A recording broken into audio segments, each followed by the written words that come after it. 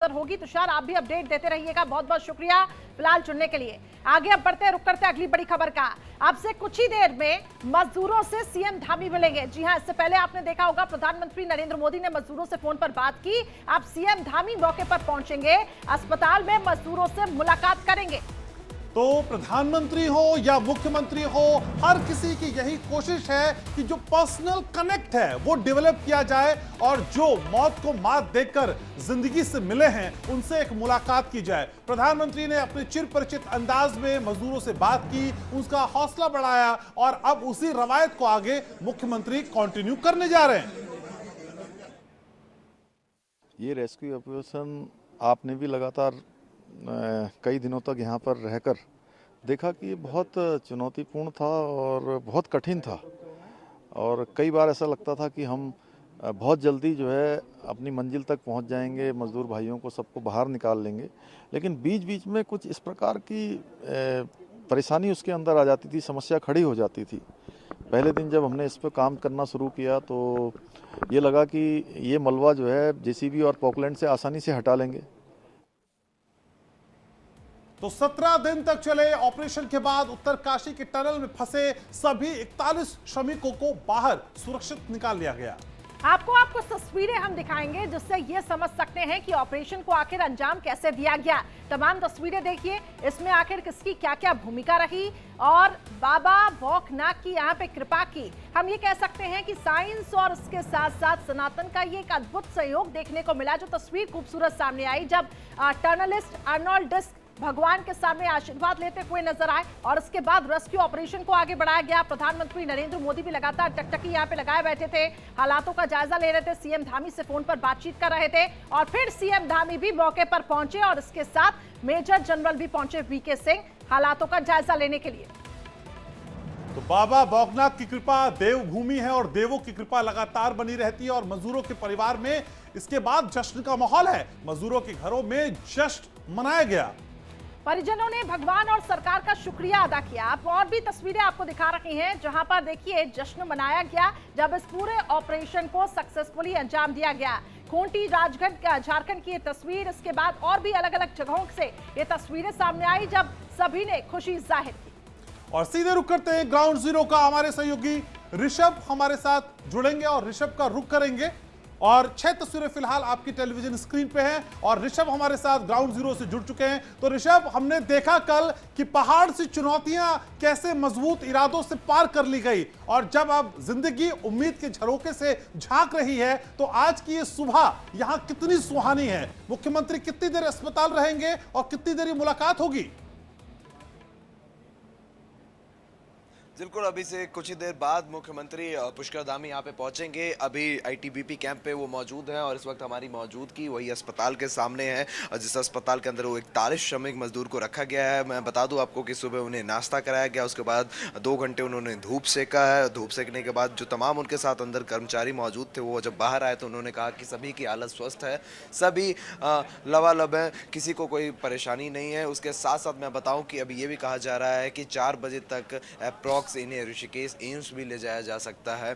ऐसे भी अटकलें सूत्रों के हवाले से खबर आ रही है कि ऋषिकेश एम्स इन्हें ले जाया जा सकता है। उसके साथ साथ देखिए अंदर जो भी मजदूर फंसे उनके परिजनों से जब हमने बात की उन्होंने ये कहा है कि खुशी का माहौल है और साफ तौर से अभी जिस तरीके से ये खबर आ रही है कि हो सके तो इन्हें ऋषिकेश भी ले जाया जा सकता है। बिल्कुल, और दिल्ली एम्स को भी यहाँ पे अलर्ट पे रखा गया है ऋषभ, ऐसी भी जानकारी है। लेकिन फिलहाल अच्छी खबर ये निकलकर सामने आई कि मेडिकल चेकअप में सभी की सेहत जो है वो ठीक पाई गई। जो मेडिकल चेकअप में सभी की सेहत ठीक पाई गई है। सारे चेकअप हुए हैं उनके, चाहे मैं बात कर लूँ ऑक्सीजन कितनी है बॉडी में, चाहे मैं बात करूँ तमाम जो भी चेकअप हैं सभी चेकअप उनका किया गया है और अभी तक सभी हेल्दी पाए गए हैं, किसी में किसी तरीके से परेशानी नहीं थी। उनका भी यही कहना है कि सभी कुछ अंदर अच्छे से मिल रहा था, उन्हें ड्राई फ्रूट्स मिल रहे थे, प्रोटीन खाना मिल रहा था, तो तमाम चीज़ें उन्हें मिल रही थी। और आज से जिस तरीके से 24-48 घंटे ऋषभ, यहाँ तक की तस्वीर तो समझ में आती है, लेकिन जिस टनल पे असल में काम चल रहा था ये आपदा बीच में आई, वो काम रुक गया। अब वहां क्या फिर से काम शुरू होगा? क्या वो रोड मैप होगा, ब्लूप्रिंट होगा, उसके मुतालिक कोई जानकारी हमारे पास?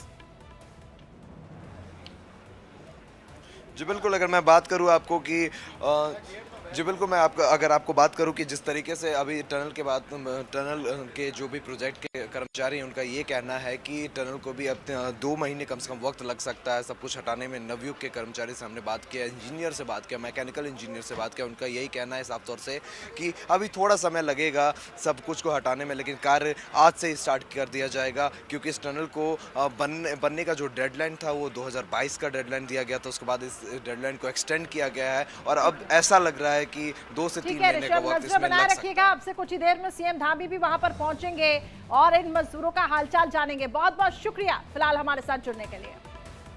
चलिए आगे बढ़ते हैं, रुक करते हैं अगली बड़ी खबर का। आपको बता दें कि 17 दिन तक जो रेस्क्यू ऑपरेशन चला उसमें उत्तरकाशी के टनल में फंसे सभी मजदूरों को तो निकाल दिया गया।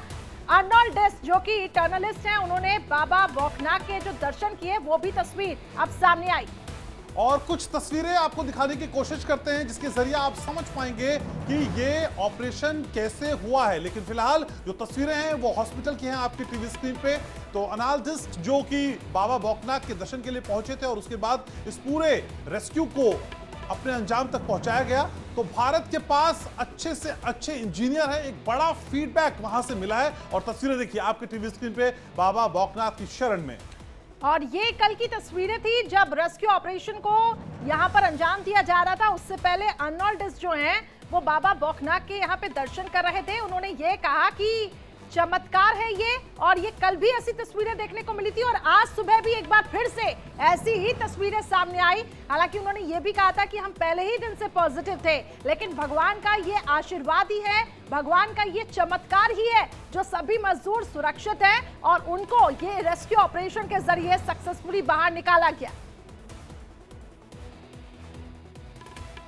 The rest of the world with a clear mind and a warm heart, anything is possible. The impossible is possible, and that's what we did here.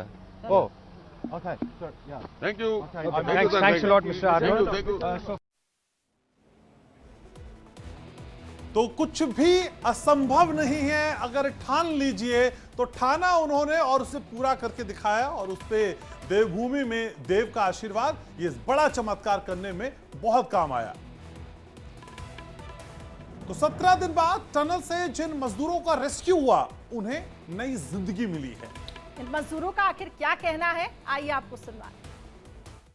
में और दिमाग में हम लोग को कुछ नहीं, जैसे जो ऊपर से गिरा तो हम लोग को थोड़ा महसूस हुआ कि अब निकलने का प्रयास तो हम लोग का तो बंद हो गया। ऑक्सीजन की व्यवस्था, खाना पीने की व्यवस्था और बाहर से मशीन जो आई, बाहर से मंगाए गए, देश से विदेश से अपना मशीन मंगाए गए, इंडिया से भी मशीन कुछ आए, ऑस्ट्रेलिया से भी कुछ आए और इंडिया IDRF वाले आए, SDRF वाले आए।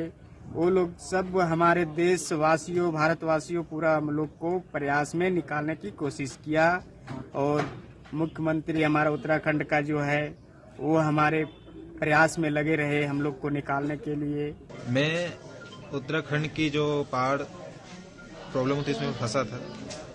हमें वहाँ पे सिर्फ 24 घंटे ही दिक्कत हुए, जिसमें कि खाने को, हवा।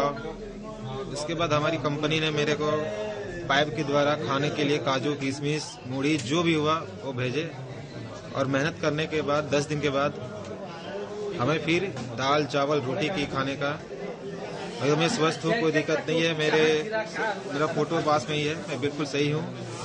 आप लोग से दुआ है, आपकी मेहनत है, केंद्र सरकार, राज्य सरकार की, जिससे मैं निकल पाया आज आप लोग के सामने हूँ। नहीं तो अंदर क्या होती है तो मैं ही जानता था। तो टनल से जो मजदूर रेस्क्यू किए गए उनकी जुबानी आप उनकी कहानी सुन रहे थे, लेकिन आइए अब आपको हादसे से रेस्क्यू तक पूरी कहानी हम ग्राफिक्स के जरिए समझाते हैं। देखिए 12 नवंबर मलबा धंसने से 41 मजदूर जो हैं वो टनल में फंस जाते हैं और इस दौरान चुनौतियां इस वक्त काफी ज्यादा बढ़ जाती है। अब 14 नवंबर ड्रिलिंग कर पाइप डालने की कोशिश यहां पे शुरू की गई, ऑप्शन ढूंढे गए जिसमें ड्रिलिंग पहले सबसे की गई। 16 नवंबर दिल्ली से ऑगर मशीन से ड्रिलिंग की शुरुआत होती है और उम्मीद ये जताई जाती है कि इस ऑगर मशीन के जरिए ड्रिलिंग का काम पूरी तरीके से हो जाएगा। 17 नवंबर ऑगर मशीन का एक हिस्सा जो है वो टूट जाता है, जिससे मुश्किलें और ज्यादा बढ़ जाती हैं और 20 नवंबर श्रमिकों तक पाइप से भोजन, दवाई भेजी जाती है ताकि उन्हें कोई दिक्कत ना हो, मानसिक दबाव न बढ़े। इसके चलते देखिए उनको वीडियो गेम्स, मोबाइल फोन भी भेजे गए। अब 21 नवंबर का वो दिन जब श्रमिकों के साथ पहला जो विजुअल संपर्क है वो हुआ था, जब उनसे बातचीत की गई थी। 27 नवंबर वेट माइनर्स की टीम, जो कि सबसे माहिर मानी जाती है, उनको बुलाया गया, जिसने खुदाई का काम शुरू किया, ड्रिलिंग का काम शुरू किया, क्योंकि दिन बढ़ते जा रहे थे, आश्वासन पे आश्वासन मिल रहे थे। ऐसे में सेना ने भी मोर्चा संभाला।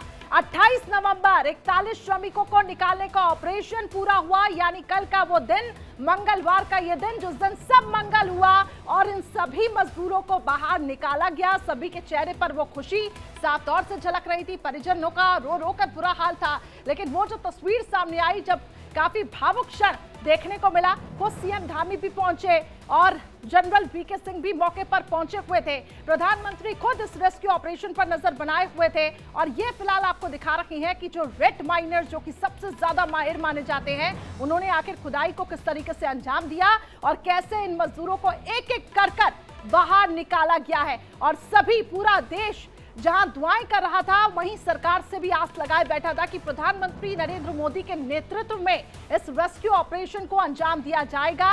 और यही एक वजह थी कि इस रेस्क्यू ऑपरेशन को सक्सेसफुली अंजाम दिया गया, क्योंकि वो खुद भी बताया जा रहा है कि 15 बार सीएम धामी से फोन पर बातचीत कर चुके थे और आज प्रधानमंत्री ने इन मजदूरों से फोन पर बात करके उनका हालचाल जाना है।